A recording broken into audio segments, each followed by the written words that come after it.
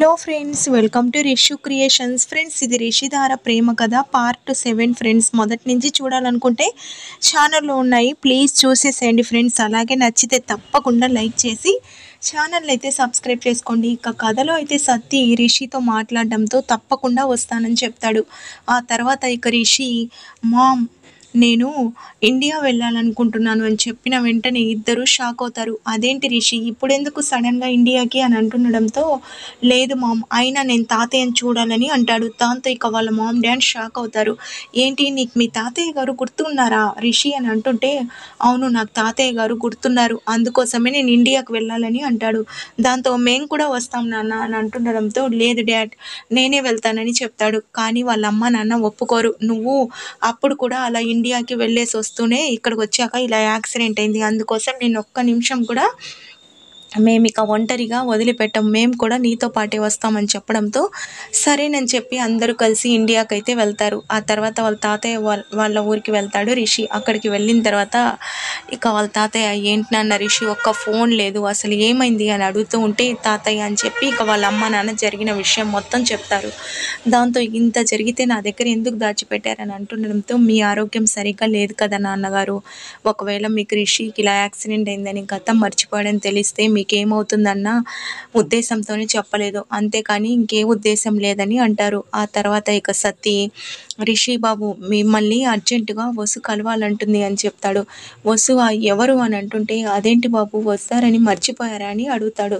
దాంతో, ఏమో సతీ, నాకేం గుర్తుకు రావడం లేదని అంటాడు.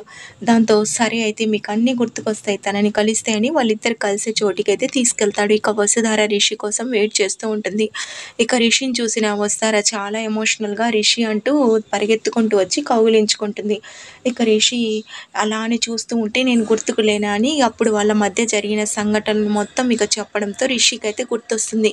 వసుధార అని చెప్పడంతో, ఏంటి రిషి, నీకు ఇలా అయింది, ఆ రోజు నువ్వు వచ్చి నాతో నీ ప్రేమ గురించి చెప్పి మన పెళ్ళి గురించి మీ అమ్మ నాన్నతో మాట్లాడతానని వెళ్ళావు, ఇంతలోనే ఇదంతా జరిగిందని అంటుండడంతో, వసుధార, నేను గతం అయితే మర్చిపోయాను, కానీ ఏదో నా మనసులో బాధ, అది నిన్ను కలవాలనే ఏమో, అందుకోసమే నాకు ఇప్పుడు అన్నీ గుర్తుకొచ్చాయి, ఇప్పుడు మామ్ డాడ్ కూడా ఇక్కడే ఉన్నారు, మన ప్రేమ గురించి చెప్తాను అని అంటుండడంతో, ఇప్పుడే వద్దు రిషి, అయినా నువ్వు ఇంకా ఉంటావు కదా ఇక్కడ, అప్పుడు చెప్దువు కానని అంటుంది. ఎందుకు వస్తారా అని అంటుండడంతో, ఏమో రిషి, నాకు చాలా భయంగా ఉంది, ఒకవేళ చెప్తే వాళ్ళు ఏమంటారో ఏమో, అసలు నన్ను అసలు కలవనివ్వకపోతే, అదే చెప్పకపోతే ఇలా అయినా కలుసుకోవచ్చు కదా అని అంటుంది.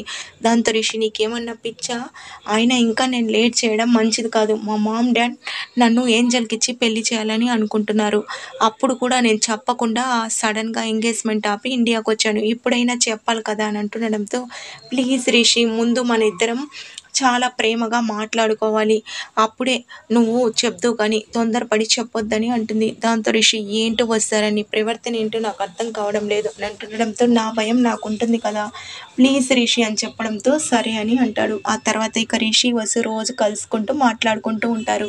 ఇక వాళ్ళ అమ్మ నాన్నకి డౌట్ వస్తూ ఉంటుంది, రిషి రోజు ఎక్కడికి వెళ్తున్నాడు, అయినా ఇక్కడ అసలు ఏముందని చెప్పి రిషి ఎప్పుడు ఈ మధ్య ఇండియాకు వస్తానని అంటున్నాడు అని చెప్పి డౌట్ వస్తూ ఉంటుంది. ఇక ఆ తర్వాత ఒకరోజు వీళ్ళిద్దరూ కలుసుకోవడం ఊర్లో ఎవరో చూసి ఇంట్లో అయితే చెప్తారు. దాంతో ఇక వస్తారా వాళ్ళ అమ్మ నాన్న, అయినా ఆ అబ్బాయితో నీకు ప్రేమ ఏంటి, వాళ్ళ స్థాయి ఏంటి, మన స్థాయి ఏంటి, అయినా పెద్దవాళ్ళతో మనకెందుకే, నోరు మూసుకొని ఇప్పటి నుంచి నువ్వు అబ్బాయిని కలిసావంటే బాగుండదని చెప్పి ఇక వస్తారని అయితే తిట్టి బయటికైతే పంపించరు. ఇక వస్తారా రాకపోవడంతో రిషి, ఏంటి వస్తారా ఈరోజు ఇంకా రాలేదని ఎదురు చూస్తూ ఉంటాడు. ఆ తర్వాత సత్తి వచ్చి జరిగిన విషయం మొత్తం చెప్పడంతో, ఇంకా లేట్ చేయడం మంచిది కాదు, వస్తారా ఆపింది కాబట్టి సైలెంట్గా ఉన్నానని చెప్పి ఇక వాళ్ళ మామ్ డాడ్తో కూడా వాళ్ళ తాతయ్యతో, మీ అందరికి ఒక ఇంపార్టెంట్ విషయం చెప్పాలని వస్తారని ప్రేమిస్తున్న సంగతి అయితే చెప్తాడు. దాంతో ఇక వాళ్ళ మామ్ డాడ్, ఏంటి రిషి, నువ్వు ఇలా చేస్తావని అనుకోలేదు, అయినా అక్కడ మా మాట పోతుంది, చిన్నతనం నుంచి ఏంజల్ని నీకు ఇచ్చి పెళ్లి చేయాలని మేము ఎన్నో కలలు కన్నాం, అయినా ఏంజల్ కూడా నీ పైన ప్రాణాలు పెట్టుకుంది, నువ్వు ఇప్పుడు మధ్యలో ప్రేమ అని ఇలా మాట్లాడితే ఎలా నాన్న అని అంటుండడంతో, నేను చేసుకుంటే వస్తారని చేసుకుంటానని చెప్తాడు. ఇక వాళ్ళ మామ్ డాడ్ మాత్రం, రిషి, నువ్వు మమ్మల్ని కాదని అమ్మాయిని పెళ్లి చేసుకుంటే నీ మామ్ డాడ్ నీకెప్పటికీ ఉండరు అని చెప్పడంతో ఇక రిషి ఏం తేల్చుకోలేకపోతాడు. ఇక వాళ్ళ తాతయ్య కూడా, ఏంట్రా అయినా రిషి మీకు ఒక్క కొడుకు, తన ఇష్టం కన్నా మీకేం కావాలి అని అంటుండడంతో ఇప్పుడు ఒక ఆడపిల్ల జీవితం నాన్న, ఒకవేళ ఏంజెల్ సరేనని ఒప్పుకుంటే మాకే అభ్యంతరం లేదు అని చెప్పడంతో రిషి అంతే కదా, ఏంజెల్ని తను నా ఫ్రెండ్, నేను తనని ఒప్పిస్తాను, తన నోటితోనే తను రిషి ఎవరిని పెళ్లి చేసుకున్నా నాకేం ప్రాబ్లం లేదని చెప్పిస్తానని చెప్తుండడంతో అలా అయితే మాకు కూడా ఏం ప్రాబ్లం లేదని అంటారు. ఆ తర్వాత ఇక రిషి వసుధారకు ఫోన్ చేసి, వసుధార నేనైతే ఫారిన్ వెళ్తున్నాను, మా మామ్ డాడ్తో మన ప్రేమ గురించి చెప్పేశాను, నేను నాకు ఇచ్చి పెళ్లి చేయాలనుకుంటున్న ఏంజెల్ కూడా నేను నిన్నున్నానని చెప్పి నేను మళ్ళీ వచ్చి నిన్ను పెళ్లి చేసుకుంటాను, అంత లోపల నువ్వు ఎవరికి భయపడాల్సిన అవసరం లేదు, అలాగే నువ్వు ఏ నిర్ణయం తీసుకోవద్దని చెప్పడంతో ఇక వసుధార ఏడుస్తూ, రిషి మళ్ళీ ఎప్పుడు వస్తావు అని అంటుంటే నేను త్వరలోనే వస్తాను, నువ్వు మాత్రం ఏం బాధపడకని చెప్పి వసుకి ధైర్యం చెప్పి మళ్ళీ తిరిగి ఫారిన్ వెళ్ళిపోతాను.